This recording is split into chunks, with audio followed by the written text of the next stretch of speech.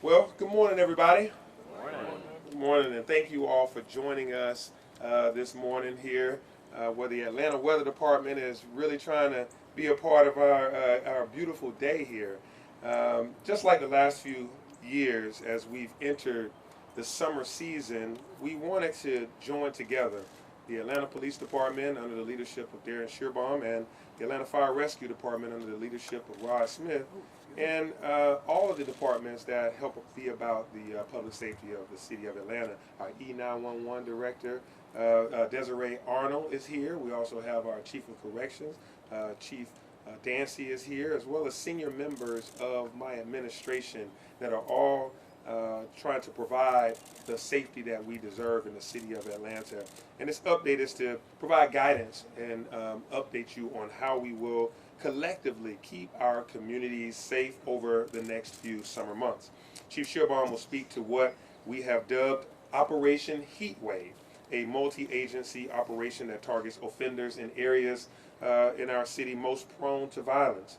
We saw a lot of success with this operation last year, with numerous drug and gun seizures and gang charges against violent repeat offenders last year.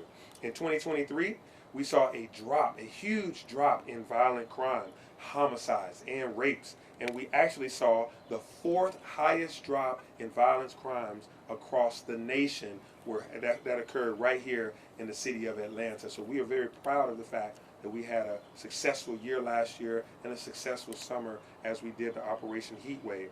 Our collective efforts are getting the results that we were looking for, which is why we are here today together and adding more tools and resources to double down on our efforts. But let me begin by talking a little bit about the events of yesterday. Again, my heart goes out and prayers go out to the family of the victim that lost his life yesterday, as well as those victims that were on that frightful journey on the bus leaving Atlanta, going throughout multiple jurisdictions. I know that was a frightening experience to those individuals, and my heart goes out to them, and my prayers are for them to get some sense of calm in their life after those events have occurred. And also those individuals that were in the Peachtree Center food court, the hub area, that experienced that unprecedented event of gun violence in our city. Thankfully, all of those individuals are alive, and we've been keeping track on them and talking to them. But I am both sad and I am angry at individuals that were going about their daily lives, those that were just taking a bus ride home, or those that were there for a lunch or late lunch or having a gathering. They really should not have to suffer that kind of trauma. These are the types of senseless acts of violence that we are trying to prevent here. They hurt families, they hurt businesses, and they hurt our beloved communities. Yesterday's tragic events reflected a breakdown in the criminal justice system and our social structures on multiple levels. I want to address those briefly today and share some of those things that we've been doing to help stop violent crime. First, both incidents involved convicted felons that happened to have a gun in their possession at the time of the crimes that they were committing. They have no business having guns if they were convicted felons. And most of the violent criminals involved in yesterday's shootings had multiple arrest cycles with the city of Atlanta and other jurisdictions. They've had lengthy records, 11 arrests and 19 arrests for the other. But they were out on the streets of the city of Atlanta, and at the time of their crimes were in possession of a gun. The suspect from the Peachtree Street attack, again, had 11 cycles of arrest, and the one from the bus incident had 19. We need our courts to be accountable and to make sure that individuals like these should receive the sentencing that they deserve, that reflects the harm and the nature of the violence that they can cause in our communities. The city of Atlanta is working with the courts to be able to continue our court watch program and also to make sure that we hold violent criminals accountable. Second, there are too many guns on our streets, plain and simple. Just too many guns in the hands of people. Now let me be clear. I'm not here to argue about Second Amendment rights. I'm here to talk about too many guns in the hands of individuals that are not registered to carry them. I'm talking about guns ending up in the hands of violent criminals, and many of those guns are ended up in incidents as we saw yesterday. The good news is that there are some things that can be done in the city to make a big difference. Across the metro area region, we can be more vigilant about leaving guns in cars unattended. This will help reduce the number of car break-ins, vehicle thefts, and the flow of guns to the streets. In 2023 alone, we had 2,500 guns seized that were reported stolen, I should say, to APD. And more than 1,800 of those were stolen from vehicles. So 2,500 guns were stolen, 1,800 of them were stolen from vehicles. By being responsible about how you leave guns in your car, you can significantly reduce those numbers. Finally, there is a correlation between gun violence and the underlying social issues which impact many people in our city, from mental illness to domestic violence, and the links between gang activity and chronic poverty, school truancy, and a lack of true social and economic mobility. In every one of these, my administration is working to make a difference. We are working and strategically working to make Atlanta one safe city. In 2023, we brought on a new director to the city's resources. Our City of Atlanta's Mayor's Office of Violence Reduction, Marcus Walker, is here, and he's hit the ground running for an integrated, community-based focus on combating violence. He and his team members are doing an outstanding job at getting out in the community, being violence interrupters and community healers. I asked him to coordinate a comprehensive effort to reduce violence, especially with guns. This office works with multiple government agencies as well as nonprofit agencies to build a holistic violence prevention and intervention strategy on domestic violence, gang violence, illegal gun possession, and a host of issues that threaten the safety and security of our community. And in Atlanta, we believe now that every year is the year of the youth. We have our Commissioner of Parks and Recreation here, Commissioner Cutler, and all of our youth-related activities are here to make sure that our young people are having a great summer with our Camp Best Friends. That's had a huge turnout this year already, higher than previous years, to have safe spaces across our city at Promise Center, our Police Athletic League. We also have our Summer Youth Employment Program. Last year we hired 5,000 youth and paid them an average of $17 an hour. Already signed up this year is 6,000 youth. So we're trying to make sure that this is the best place in the nation to raise a child, which is also helping to prevent crime. And finally, we're making sure that our law enforcement officers have the tools and the resources that they need and the training to do their jobs properly and to keep everyone safe and to keep themselves safe. Despite my administration's holistic approach to addressing some of the root causes of crime, the reality is that there are still people who are going to make the wrong choice and to do the wrong thing. When that happens, the women and men of the Atlanta Police Department and other law enforcement agencies across the metro area are who we can count on to serve and to protect. That's why we're making sure that the Atlanta Police Department, the Atlanta Fire Rescue Department, and all of our emergency responders have the tools and training to do their jobs, both properly and to have safety. The Atlanta Public Safety Training Center is that resource, and it will provide the most progressive training curriculum in the nation, which includes learning and practicing de-escalation skills, our mental health training, anti-bias training, and building relationships with citizens to continue strengthening community trust. Additionally, as you can see, we've upgraded a few things around here, and we will touch on them shortly. But we also have programmatic updates and efforts, including non-policing activities, to ensure residents and businesses enjoy a safe summer.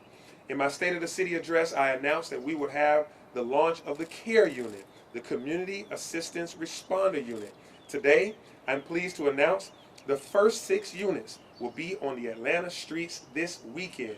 And you can see those vehicles and individuals that are trained to go out there and be a part of that CARE unit behind me here. You'll see 2 of those units. These are unarmed responders, and they are dedicated to promptly addressing non-emergency service calls like directing traffic and non-injury accidents. Not every incident requires a sworn police officer, and this unit will allow more time for APD to keep violent criminals, illegal guns, and drugs off of our streets. But when those moments do come, I want the City of Atlanta to know and to be rest assured that we will work day and we'll work night to ensure our community is safe. I want to thank APD Chief Darin Schierbaum and the women and men of the Atlanta Police Department, our E911 leaders, Atlanta Fire Rescue, Atlanta DOT, the Georgia State Patrol, the GBI, the FBI,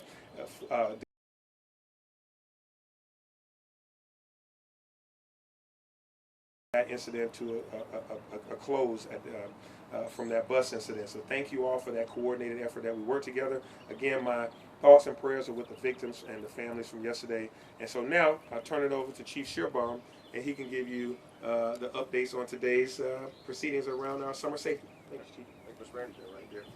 Morning, everyone. Appreciate you all joining us today.